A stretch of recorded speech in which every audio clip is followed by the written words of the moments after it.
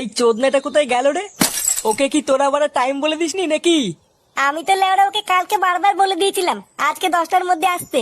এখন ওই চুদির ভাই যদি না আসে তো আমি কি মাল ছিটবো?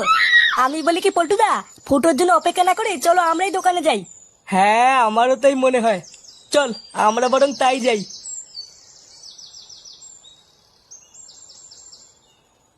কেন রে বড়া, তুই আমার রঙগুলো কেন ওকে দিলি?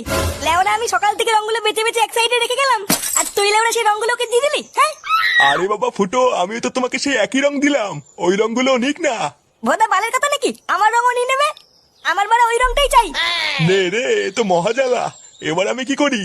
লেওরা তুই আমাকে চিনিস না, আজকে যদি আমি আমার এই রঙটা না পাই তোর দোকানে গুষ্টি গুদ মেরে দেবো। দেখ চোরের বাচ্চাটা আবার এখানে কখন এলো রে?